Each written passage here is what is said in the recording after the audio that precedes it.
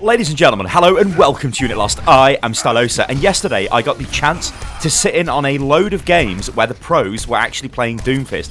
So what I'm going to do in this video is show you what I've learned and show you some gameplay from those matches, because quite honestly, it would take me like 20 or 30 hours to get to the point those guys are at within like 3 or 4 hours. It is quite literally insane. So we're very privileged to see this, because what it's going to do is show us how Doomfist works, and from this we can sort of apply some theory to Doomfist and check him out. So, we're going to be on board here with Boombox as he just kills Tviq as he comes out of the spawn.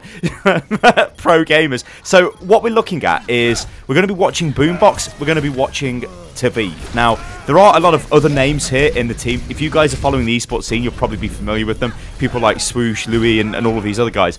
However, the main focus will be Tviq and will be Boombox throughout this video. Now, I probably won't be able to go over absolutely everything I want to go over in this video, because honestly, Doomfist is a supremely complicated character. And as you can see there, he gets countered quite easily by Pharah. This is because he doesn't really have any way of dealing with Pharah. Although, I did last night watch Tviq dive up into the air and then rocket punch Pharah out of the sky, but I don't think that's going to be something that's going to happen all too often. So, what the hell is Doomfist all about? What is this hero? Well, he is definitely not an Orisa. Now, what I mean by that is he's not going to be a hero which is not going to see, well, playtime. Orisa is fine and you can use Orisa. Problem with Orisa is there are other heroes that arguably do Orisa's job better, and she finds it difficult to exist in a game which is based on a lot of movement when she doesn't really have movement. And there's probably people out there thinking, well, Sty, what about Zarya? Zarya is a hero that doesn't really have much movement. Well, no, but Zarya does have projected barrier, which is a reaction-based ability, which kind of does give her movement in a kind of weird sort of way.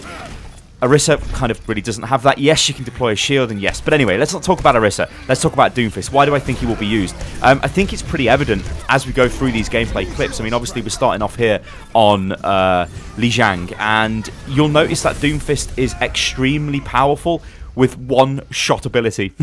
One-shot ability, with one ability that indeed does one shot. His rocket punch is insane. So these are a couple of statistics I've got for this.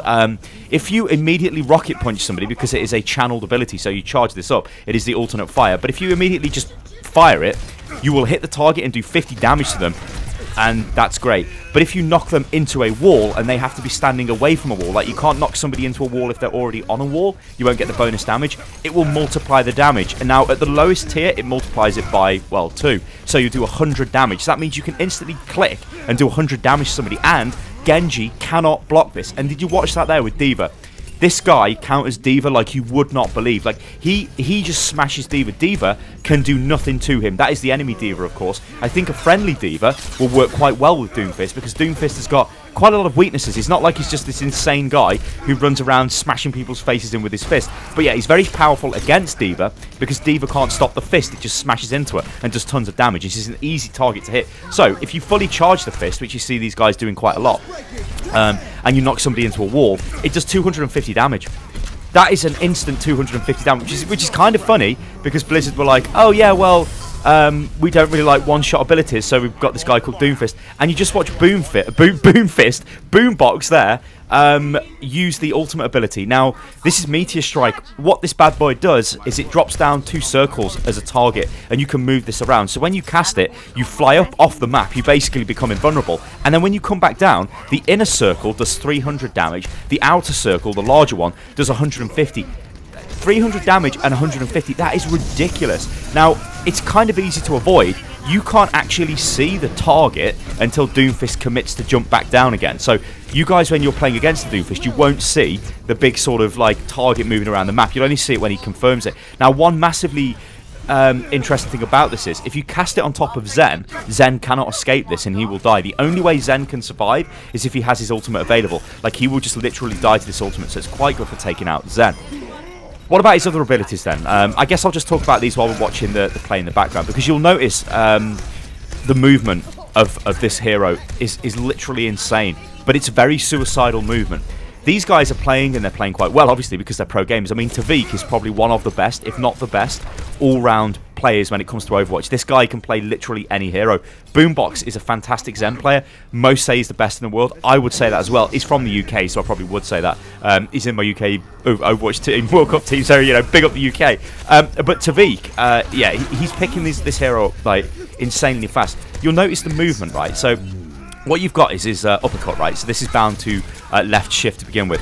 This throws you up in the air, but if somebody's near you, it will juggle them up in the air as well. So if you run up to an enemy player and hit them with the uppercut, it will fly them into the air, and then you've got a choice, right? You can actually use the rocket punch in the mid-air to rocket punch them forward, which is so cool to do. So it's a nice little combo. Or you can use his E ability, which is his seismic slam, and this sort of fires him down into the ground, like from a high state, and you don't have to use your uppercut to get into a position to use this either. You can just jump off high ground. Basically, whenever he leaves the ground, you'll notice it throughout these clips, you'll see a target reticule appear on the floor, or like a target cone appear on the floor, and that is where the seismic slam will hit. And I think this kind of does about 40 or 50 damage. It seems to have variable damage based off height, so I'm not really too sure about that. His primary fire as well does, I think, 60, 65, 66-ish kind of damage, and it doesn't seem to have damage fall off, so it kind of does the same damage at whatever range, although it does have spread, and you can't headshot with it as well, which is funky.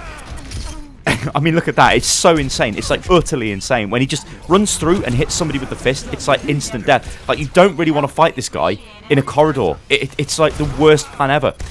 Also, a very massive thing with this hero is his passive ability. The best defense is a good offense, essentially. What this does is it gives him 30 shields for every target he hits with an ability. So if people are grouped together and he runs through and seismic slams them, or rocket punches them, or does something like insane to them, like gets a load of abilities off to them, he can actually stack his shields up to 400. So his combined health and shields goes up to 400. And now for an offensive hero, that is insane. And this rewards him being able to dive into the background, which I guess is the bigger question here.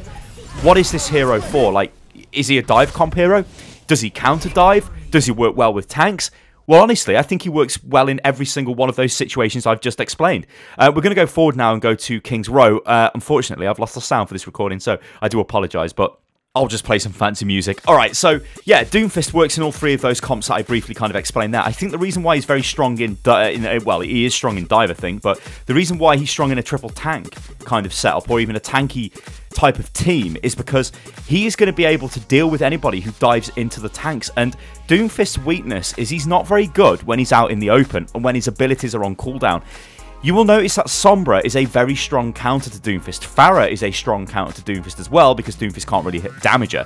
Soldier 76 is a fantastic counter to him as well, although Doomfist can get to him, but Soldier 76 can just pile damage into Doomfist because his silhouette is so massive that he just takes a ton of damage. So yeah, I think he'll work well in tanky comps. I think he'll work well in dive for obvious reasons, because he can just... I mean, look at that. I mean, that was way too overextending there by Boombox. He went in, smashed the Zen completely. No, sorry, the Lucio, but then, like, got instantly killed. This is the thing with him, right? You can go in and do massive damage, but if you're just going to instantly kill yourself as well by diving into a massive ball of enemies, that's not great. But his passive should actually help with that. But maybe you could say that was a misplay. Maybe you should have dived in, turned around, jumped out with seismic slam. See, there's a ton of combos with this hero you can do as well. So if you do the uppercut and the rocket punch, as I said before, that's a good combo. But you can also uppercut somebody, seismic slam, hit the ground, then rocket punch back through them. There's loads of things you can do. It's ridiculous. And when your abilities are on cooldown, generally what you will do is use his primary fire, which is a bit of a weird ability because, well, it's not really, it's a projectile weapon, and it's, I don't know, it's kind of strange to me. All of his other abilities are so, like, visceral to use, so high impact. His primary fire is like, bleh, I'm using his primary fire, this is kind of boring. But I think it still works, though, in terms of the hero, because it gives him something to do when he doesn't have abilities available. So yeah, I think he'll work well in dive. Against dive, I think he'll work well as well. Like, he's very strong against Winston. Like, Winston dives in, you know where Winston's going to go, right? So you can just basically punch straight through him. I mean, and again, look at this, like, the focus onto the D.Va, it just shuts D.Va down like you would not believe. And we kind of have to look at some of the ramifications for the game as a whole here. And also, I'm trying to be very detailed in this video as well, guys. Sort of stepping away from just being overly excited, because I know it's Doomfist and it's Overwatch, and I always get excited.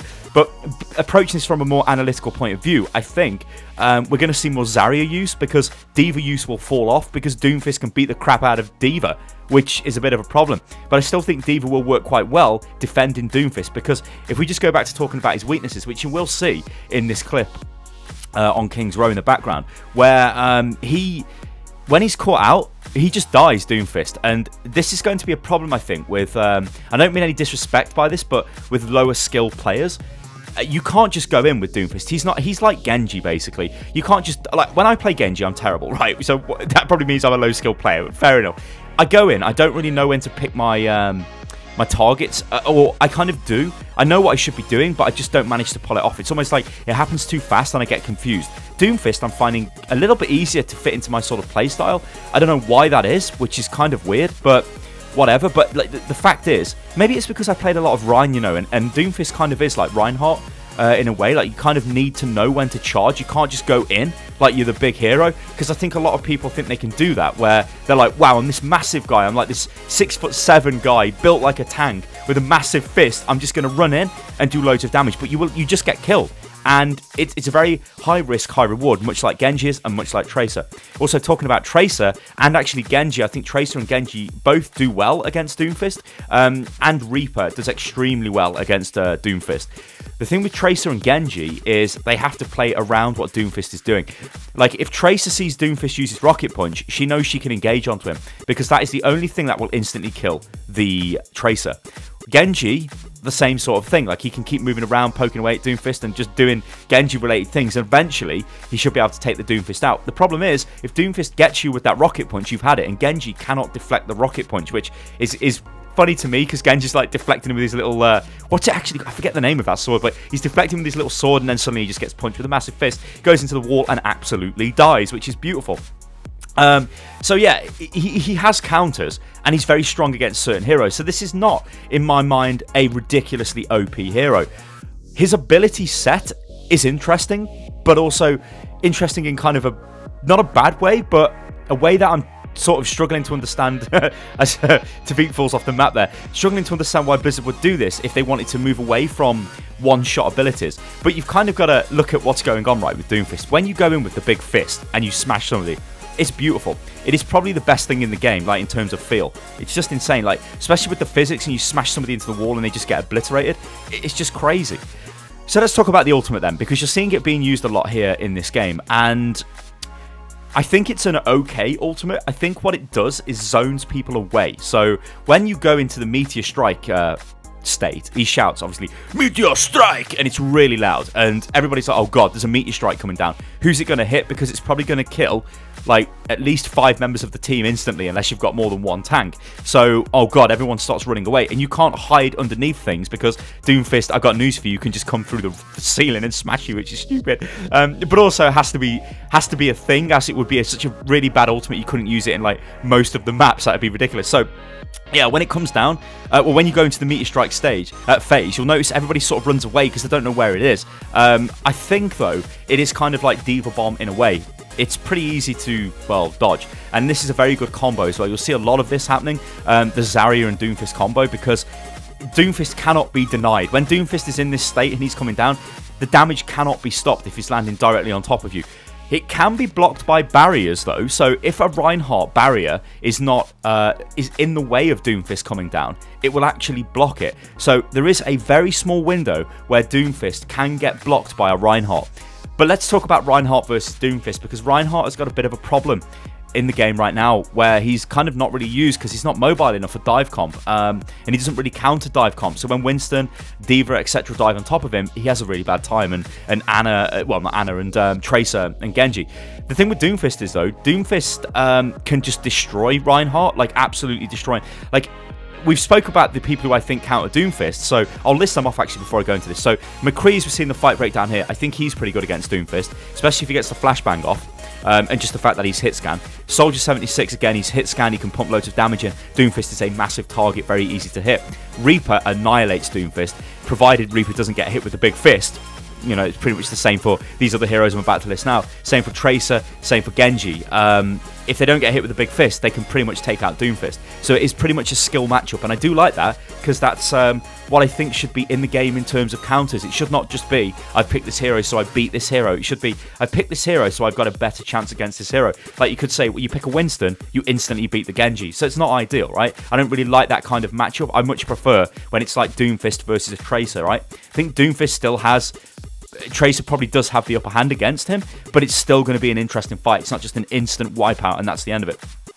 I think Roadhog will be pretty good as well against Doomfist, even the nerfed Roadhog, because you think about it, you hook him, then you hit him with a shotgun, it's going to do quite a lot of damage, and he's such a big target, you're going to hit him with most of the pellets, which I think could work quite well. So yeah, who is he strong against? Now, Reinhardt, as I was just about to say, he annihilates Reinhardt. Like, he absolutely annihilates Reinhardt. He can punch Reinhardt through his barrier, which when Reinhardt's standing there with his barrier and Doomfist comes steaming in and punches him, it just throws Reinhardt away, and if there's a wall, Reinhardt's going into it and he's taking 250 damage, which is literally insane. Like, that is insane. So Reinhardt is still going to have a ton of problems.